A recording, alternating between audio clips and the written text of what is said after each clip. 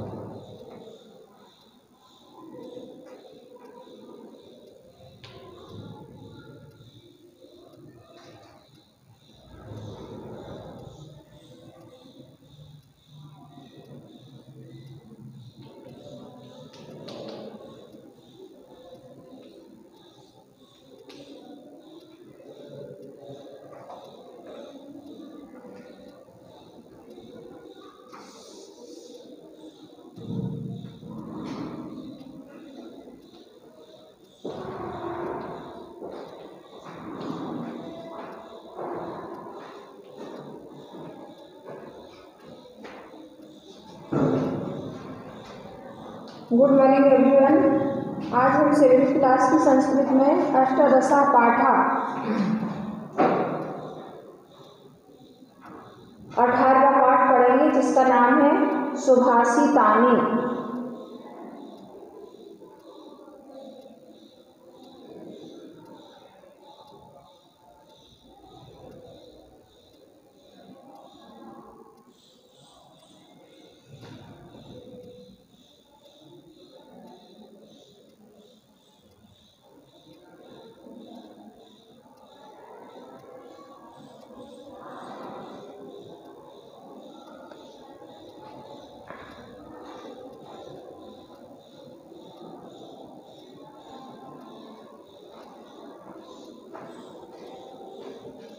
यथा यथा हि पुरुषः कल्याणी कुरुते मनः।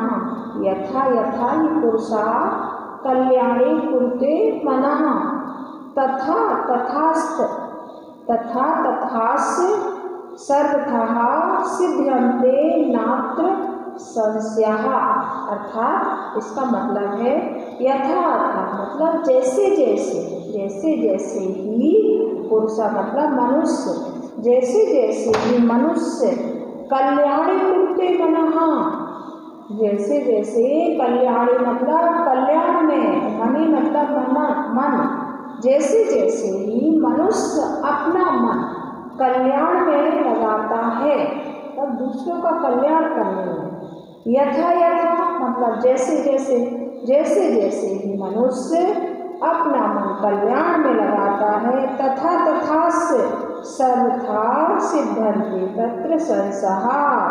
तथा मतलब वैसे ही उसकी, सर्वथा मतलब सभी, सिद्ध्यन्ते मतलब सिद्ध होती हैं, और नात्र सर्वथा मतलब वैसे ही उसकी सभी मनोकामनाएं सिद्ध होती हैं। नात्र संशयः, इसमें कोई शंका की बात नहीं है, अर्थात इसमें कोई संशय नहीं है। फिर से देखिए, इसको रिपीट अगेन। हाँ, यथा यथा ही पुरुषः कल्याणी कुरुते मनः, जैसे जैसे, यथा यथा मतलब जैसे जैसे मनुष्य अपना मन कल्याण में लगाता है, तथा से सर्वथा वैसे ही उसकी सभी मनोकामनाएं सिद्ध्यन्ते मतलब पूर्ण होती हैं या पूरी होती हैं। नात्र संशय, इसमें कोई संशय नहीं है। ये था आपका सुभाषितानि का पहला श्लोक। दूसरा श्लोक, ईर्ष्यै घृणेन संतुष्टाः क्रोधनो नित्य संगताः परभाग्योपजीवी चाम सदेते नृत्यतु हिताः। ईर्ष्य घृणा न संतुष्टा मतलब ईर्ष्य मतलब ईर्षा करने वाला, ईर्ष्यालु, घृणी मतलब घृणा करने वाला, और ना संतुष्टा मतलब असंतोषी, जो कभी भी किसी चीज को लेकर संतुष्ट ना हो, उसको बोलते हैं असंतुष्टि। क्रोधनो क्रोध करने वाला, क्रोधी, और निस्संगता शंकालु हमेशा शंका करने वाला, और पर भाग्योजीवी और दूसरों के भाग्य पर जीने वाला, ना सदेते नित्यंतु घृता।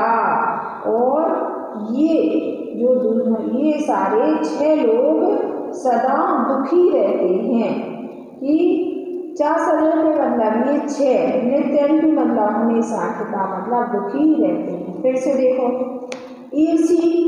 ईर्षा करने वाला, घृणी घृणा करने वाला, ना संतुष्टा मतलब असंतुष्टि जो संतुष्ट नहीं होता है, क्रोधो क्रोध करने वाला क्रोधी, निसंकटा मतलब हमेशा शंका करने वाला, शक करने वाला, पर भाग्यो जीवी दूसरों के भाग्य पर जीवित रहने वाला है, दूसरों के भाग्य पर जीने वाला, ना 4 सदेते नित्यंतु घृता ये घृता मतलब दुखी रहते हैं, और ये 6 हमेशा दुखी रहते हैं।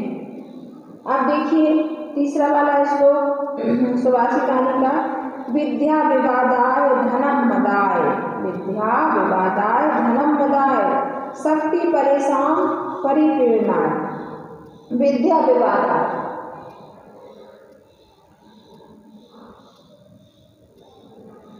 धनम मदाय मतलब जो दुष्ट सज्जन में, इस श्लोक के बारे में पहले बताया, दुष्ट और सज्जन दोनों में कंपेयर किया गया है कि जो दुष्ट लोग होती हैं उनकी विद्या विवाद के लिए, और धन मदाय और उनका जो धन होता है, मदाय मतलब घमंड के लिए, शक्ति परेशान परिप्रेरणा और उनकी जो शक्ति होती है, परेशान मतलब दूसरों को पीड़ा है, दूसरों को दुख पहुंचाने के लिए होती है।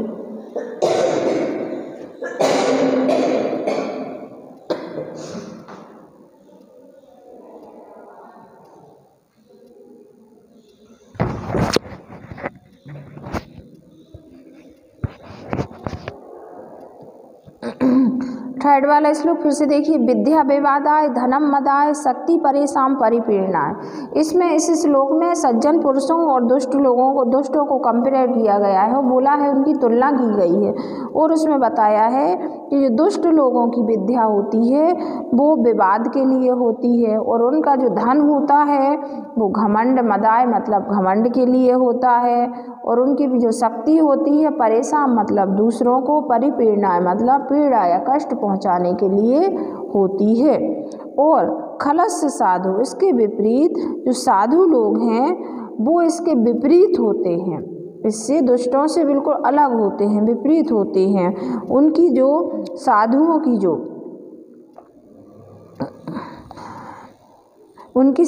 जो विद्या है वो ज्ञान के लिए होती है, ज्ञानाय दानाय च रक्षणाय, और उनका जो विद्या है ना वो उनकी किसके लिए होती है, ज्ञान के लिए होती है, और उनका जो धन है वो दान के लिए होता है, और उनकी शक्ति होती है वो दूसरों की रक्षा करने के लिए होती है। किसकी? साधु की। फिर से समझो कि दुष्टों की जो विद्या है वो विवाद के लिए होती है, और इनका जो धन है वो घमंड के लिए होता है, और इनकी शक्ति दूसरों को पीड़ा पहुंचाने के लिए होती है, और साधुओं की विद्या ज्ञान के लिए होती है, और उनका धन दान के लिए होता है, और उनकी जो शक्ति है वो दूसरों की रक्षा के लिए होती है।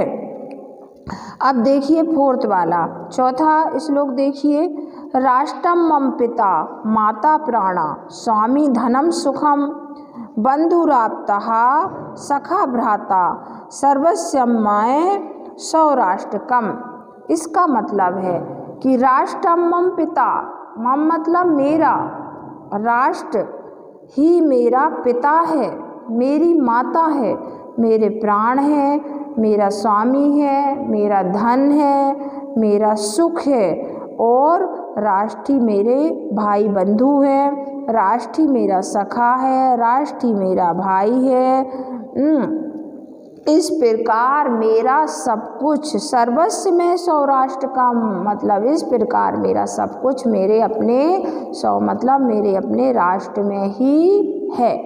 फिर से देखिए, राष्ट्रम मम पिता, राष्ट्र मेरा पिता है, राष्ट्र मेरी माता है, राष्ट्र मेरा प्राण है, मेरे स्वामी है, मेरा धन है, मेरा सुख है, मेरे भाई बंधु हैं, बंधु राब्ता मतलब कुटुंब परिवार है, मेरा सखा है, मेरे भ्राता भाई है, सर्वस्व मतलब सब कुछ, मैं सौराष्ट्रकम। इस प्रकार मेरा सब कुछ मेरे अपने राष्ट्र में है। यत्र नार्यस्तु पूजन्ते रमन्ते तत्र देवता, यत्र तास्तु न पूजन्ते सर्वास्त्रा फलाह क्रिया। यत्र नार्यस्तु पूजन्ते मतलब यत्र मतलब जहाँ नारियों की, नार्यस्तु मतलब नारियों की, स्त्रियों की पूजा होती है। रमन्ते मतलब वास करना, रहना, तत्र मतलब वहाँ, देवता मतलब देवता, जहाँ पर नारियों की पूजा होती है वहाँ देवता वास करते हैं, देवताओं का वास होता है।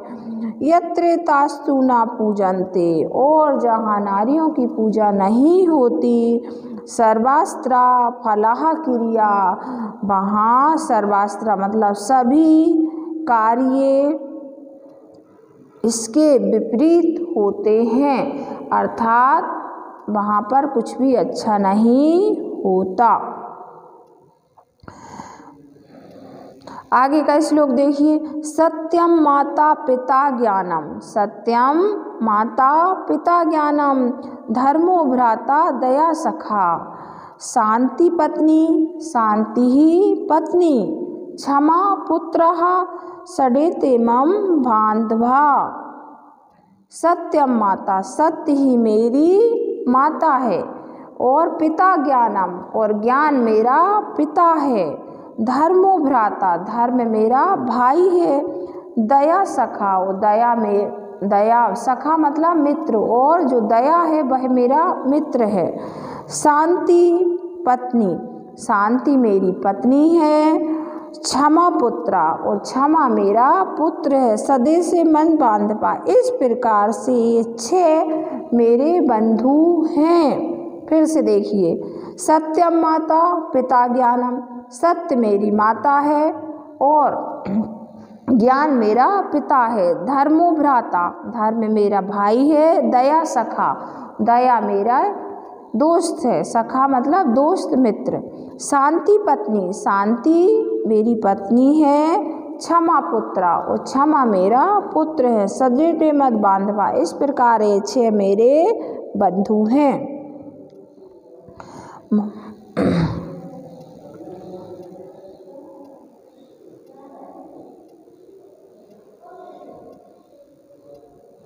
इस प्रकार से मनुष्य को हमेशा सत्य और ज्ञान, धर्म, दया, शांति, क्षमा इन सबको अपना के चलना चाहिए। वर मेको गुड़ी पुत्रो नाचा मूर्खा सतान्यपि, वर मेको गुड़ी पुत्रो नाचा मूर्खा सतान्यपि, एक चंद्रस्तमो हंती नाचा तारा गणापि।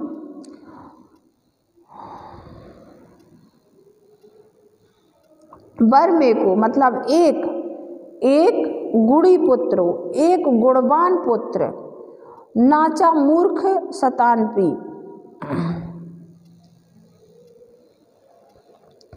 एक गुणवान पुत्र, मूर्ख सतानपी मतलब 100 मूर्ख पुत्रों की अपेक्षा एक गुणवान पुत्र अच्छा होता है। बरमे को गुड़ी पुत्रो मतलब एक गुणवान पुत्र, उन्नाचा मूर्खा सतानपी मतलब 100 मूर्ख पुत्रों की अपेक्षा एक गुणवान पुत्र अच्छा होता है। एक चंद्र स्तमोहंती नाचा तारा गणा हपी, जिस प्रकार से एक चंद्रमा अंधकार को दूर करता है या अंधकार को नष्ट कर देता है, और नाचा तारा गणा भी वही और सैकड़ों तारे मिलकर अंधकार को दूर नहीं कर पाते, लेकिन एक चंद्रमा अकेला पूरे संसार के अंधकार को दूर कर देता है। उसी प्रकार से जब एक चंद्रमा अकेला संसार के अंधकार को दूर कर देता है, उसी प्रकार से एक गुणी पुत्र भी बहुत अच्छा होता है। आगे का देखिए, अष्टादश पुराणेषु व्यासस्य वचन द्वयम्, अष्टादश पुराणेषु व्यासस्य वचन द्वयम्, परोपकारः पुण्याय पापाय परपीडनम्। इसका मतलब है अष्टादश पुराणे तो मतलब 18 पुराण, 18 पुराणों में व्यासस्य वचनम द्वयम्, व्यास के जो व्यास मुनि थे उनके बारे में बताया जा रहा है कि 18 पुराणों में व्यास के 2 वचन है। कौन से 2 वचन हैं उनके? परोपकाराय पुण्याय और पापाय परपीडनम्, के परोपकाराय पुण्याय, परोपकार से पुण्य मिलता है, और पापाय परपीडनम्, और पाप दूसरों को सताने से, परपीडनम् मतलब दूसरों को पीड़ा पहुंचाना, दूसरों को कष्ट पहुंचाने से पाप मिलता है। फिर से देखिए इसको, अष्टादश पुराणेषु मतलब 18 पुराणों में व्यासस्य वचन द्वयम्, व्यास मुनि के 2 वचन हैं।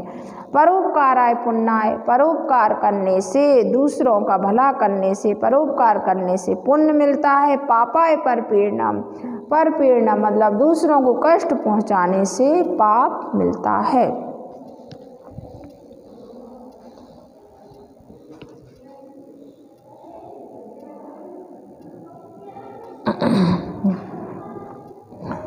ये था बेटा आपका पाठ, अष्टादशा पाठ, 18 पाठ, जिसका नाम है सुभाषितानी। इसके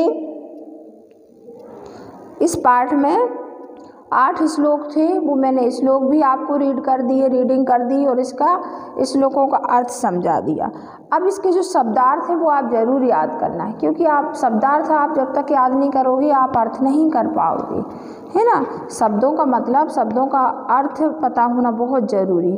अब हम देखेंगे बेटा इसके एक पदेन उत्तर, एक पदेन उत्तरम लिखत। इसमें एक पदेन मतलब एक पद में, एक शब्द में उत्तर देना है।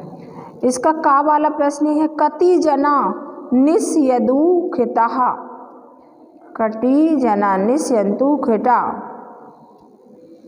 मतलब कौन से या कितने मनुष्य हमेशा दुखी रहते हैं। कौन से मनुष्य हमेशा दुखी रहते हैं? तो कति की जगह आ जाएगा 60 जना, 60 जना, कति की जगह 60 जना, मतलब 6 मनुष्य हमेशा दुखी रहते हैं। खा वाला है, कस्य विद्या विवादाय भवति, कस्य विद्या विवादाय भवति, मतलब किसकी विद्या विवाद के लिए होती है।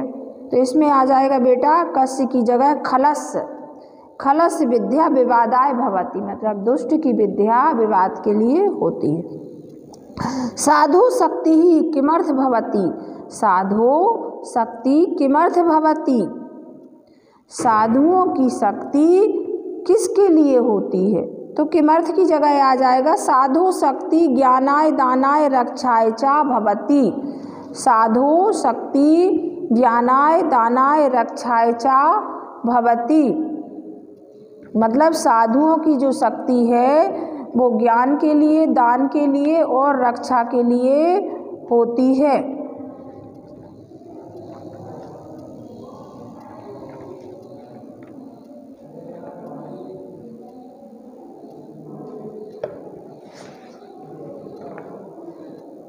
पंद्रह 16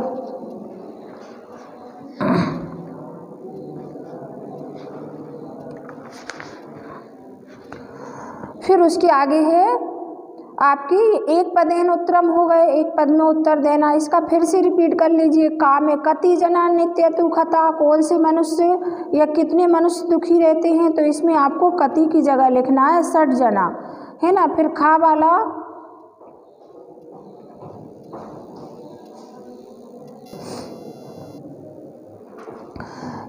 वाला कस्य विद्या विवादाय भवति, मतलब किसकी विद्या विवाद के लिए होती है? तो इसमें कस्य की जगह आ जाएगा खलस। फिर गा वाला साधु शक्ति किमर्थ भवति, साधुओं की शक्ति किसके लिए होती है? तो इसमें साधु शक्ति ज्ञानाय दानाय रक्षणाय चा भवति। फिर सेकंड, इसके बाद आता है एक वाक्यन उत्तरम लिखत, एक वाक्य में उत्तर लिखना है। का देवता कुत्र रमन्ते, देवता कहाँ वास करते हैं? तो इसका आंसर है बेटा कि यत्र नार्यस्तु पूजन्ते रमन्ते तत्र देवता, जहाँ नारियों की पूजा होती है वहाँ देवता वास करते हैं। खा वाला कति पुराणानि सन्तु, मतलब कितने पुराण हैं? तो कति की जगह आ जाएगा अष्टदशः पुराणानि सन्ति, मतलब 18 पुराण। परोपकारः किमर्थ भवति, किमर्थ मतलब क्या, परोपकार से क्या मिलता है या क्या होता है? तो परोपकारः किमर्थ की जगह आ जाएगा पुण्याय, परोपकारः पुण्याय भवति। रिक्त स्थानानि पूरयत, का वाला खाली स्थान जना नित्य तु खला, इसमें आ जाएगा 5 या 60, तो क्या आएगा बेटा 60। साधु धनम भवति, साधु धनम खाली स्थान भवति, इसमें आ जाएगा दानाय, क्या दानाय। गा वाला खाली स्थान पुराण येषु व्यासस्य वचन द्वयम्, इसमें आएगा बेटा अष्टादश, 18 पुराण है ना, तो क्या आ जाएगा अष्टादश। फिर घा वाला खाली स्थान पर पीर्णम पापाय, पापाय पर पीर्णम। फिर डा वाला परोपकारा खाली स्थान भवति, परोपकाराय पुण्याय भवति। फिर उसके बाद श्लोक पूरा करना है आपको बेटा। तो ये जो है आपका राष्ट्रमम, ये आपको इसी में से मिल जाएंगे। ये 4th वाला श्लोक है, आप चैप्टर में से देख के पूरा करना। और अष्टादशा ये आपका लास्ट वाला श्लोक है, ये आप इसी में से कर लेना पढ़ के। फिर क्वेश्चन नंबर 5 है आपका विलोम पदानि मेलयत, ये आपको नोट्स में दे देंगे, आपको विलोम पद से मैच करना है, ठीक है। फिर उसके बाद आता है आपका कोष्ठकाय चित्वा वाक्यानि रचत, कोष्ठक में लिखे शब्दों से वाक्य बनाना है। जैसे एतद, तो एतद पुस्तकम, फिर एतानि, एतानि पुस्तकानि, फिर एते, एते छात्राः, फिर एताः बालिकाः, फिर उसके बाद आता है एषा बालिका, फिर एतौ बालकौ, फिर एषा बालकः। ये था आपका चैप्टर अष्टादशा पाठ है सुभाषितानि, 18वां पाठ जिसका नाम सुभाषितानि। इसके हमने आपको पाठ भी पढ़ दिया, रीड भी कर दिया, अनुवाद हिंदी अनुवाद भी श्लोकों का समझा दिया, एक पदेन उत्तर भी हो गए, एक वाक्यन उत्तर भी हो गए, रिक्त स्थानीय और 6ठा क्वेश्चन भी हो गया आपका। सिर्फ इसमें 5th क्वेश्चन बचा है, तो वो आपको नोट्स में दे देंगे, बाकी क्वेश्चन आंसर के भी नोट्स देंगे। Thank you.